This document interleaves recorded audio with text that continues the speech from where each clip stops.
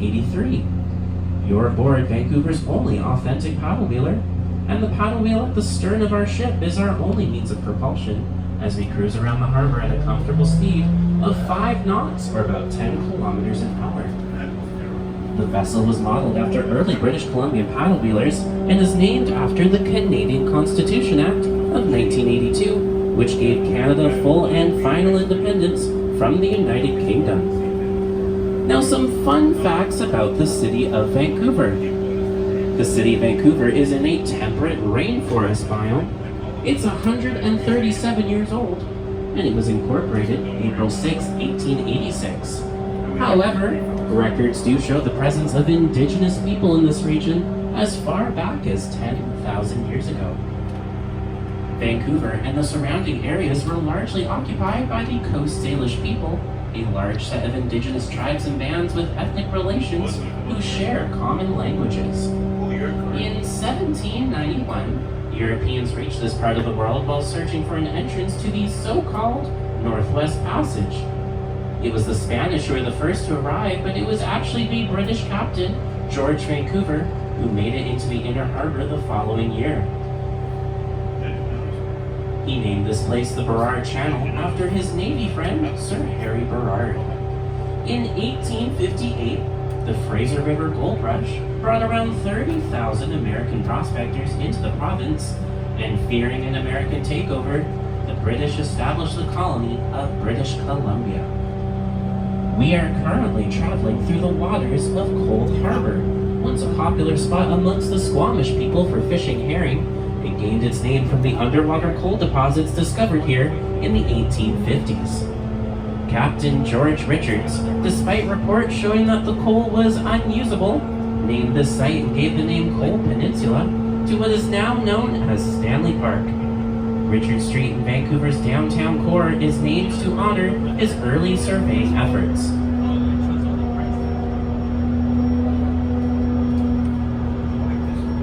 Mas makakabyo dito banda. Pabalik tayo doon. Kaya sabi ko, naura ko. Doon sa mobile.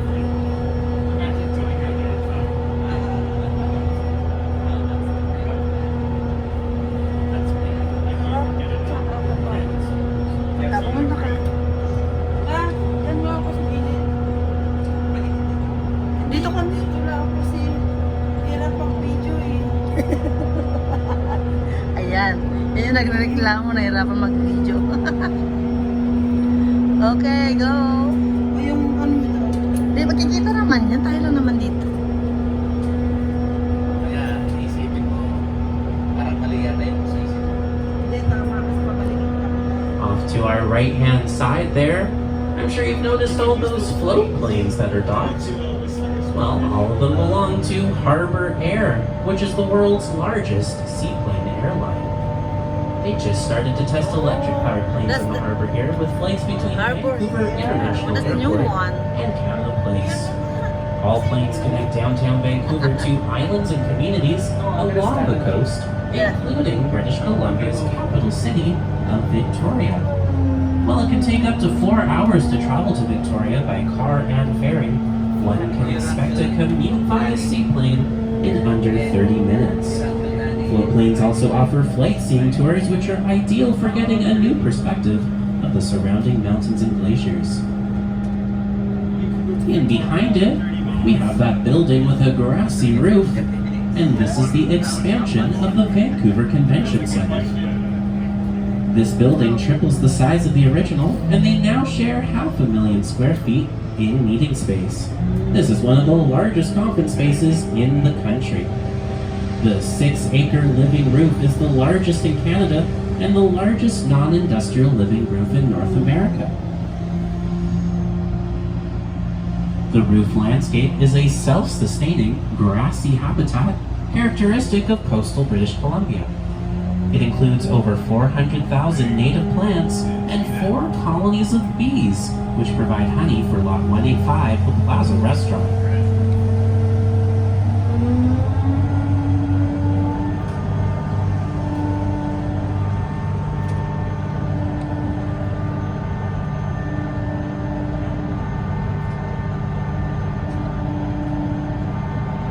It notably served as the International Broadcast Center during the 2010 Winter Olympic Games, and you can now see the Olympic cauldron at the back of the lower plaza there. Also, right next to those red umbrellas, I'm sure you've noticed that orca sculpture looking all pixelated. This is known as Digital Orca, and it was designed by the local author and artist, Douglas Copeland, who's best known for his novel, Generation X.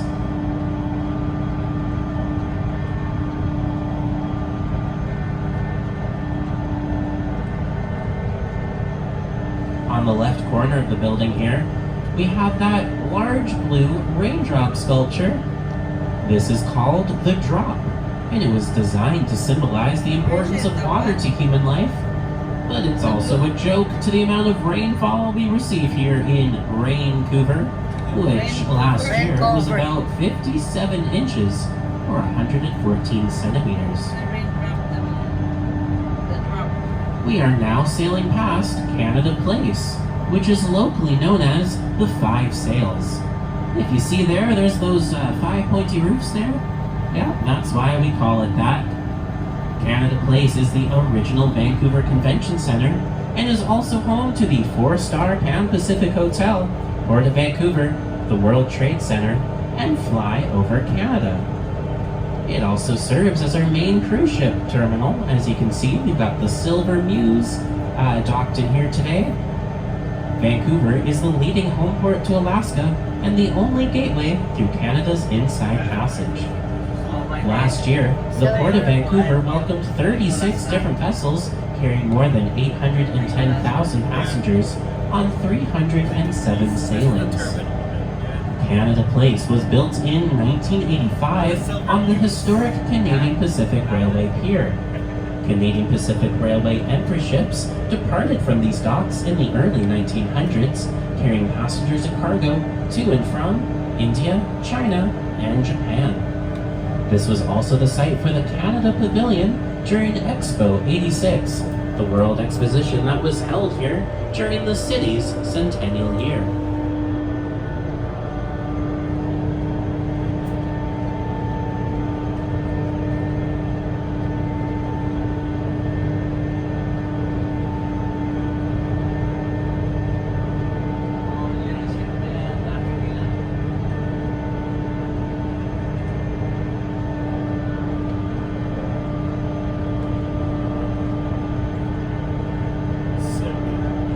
Silver Muse.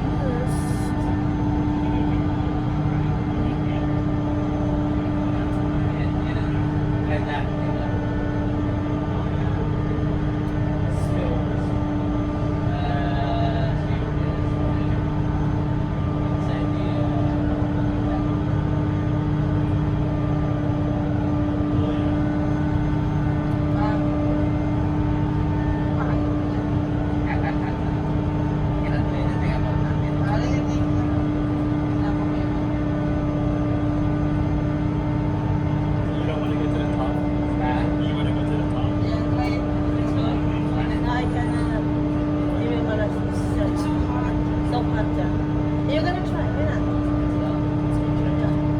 Once we have some headache, super hot. Kaya ka na yung anong charger. Yan yung jacket mo.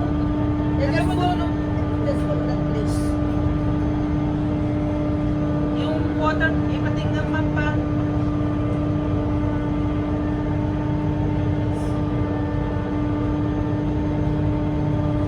Off to our right-hand side, just along the shore there's a collection of older-looking buildings. Well, this is Gastown, which is Vancouver's oldest neighborhood. Plans are underway to revitalize Gastown into a car-free pedestrian area, and the city has committed $10 million to help Gastown see upgrades to its pathways and streets. Jetting out from the Gastown shoreline, though, is the Harbour heliport pad, and this is the first floating heliport pad in Canada. Burrard Inlet experiences an extensive amount of helicopter activity and is home to an air ambulance, private helicopters, and Helijet, a chartered service. Also there is the collection of tents there. This is a homeless encampment here in Vancouver. This is at Crab Park. Now, when I'm not a tour guide, I actually work with the homeless and those with addiction. A lot of the residents probably from this encampment here come from the downtown east side, like I said. Now, oftentimes, when we see homeless people or those with addiction, we sometimes pretend that they don't That exist. area, And this is just my friendly reminder that find they a are homeless also place. human. I believe it was the American Buddhist nun, Pema Chodron, that once said that compassion is knowing your darkness well enough to sit with others in theirs.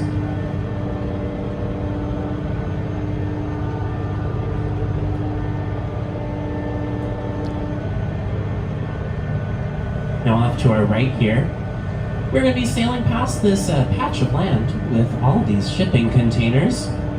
Well, once upon a time, this patch of land was actually a sawmill that was owned by a man named Edward Stamp. Edward Stamp was an English mariner and entrepreneur, and in 1865, he formed the British Columbia and Vancouver Island Spar, Lumber, and Sawmill Company.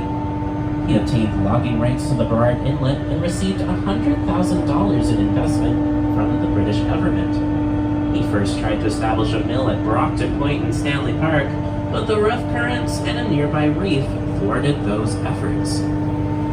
Now, due to a number of difficulties, Edward Stamp left his company less than 2 years later, and the site became the Hastings Mill.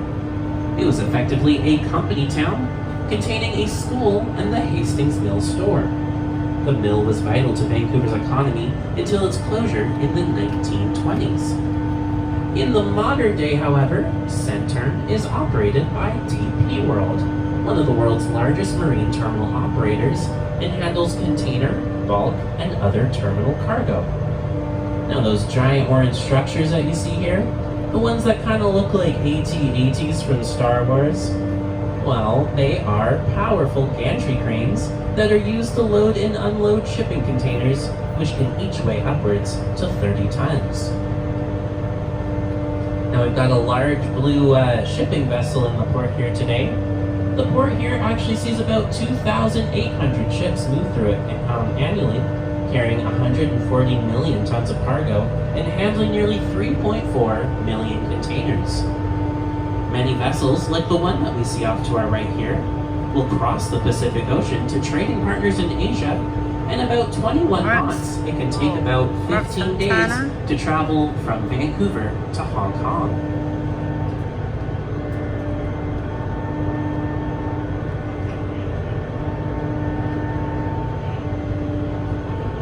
So big.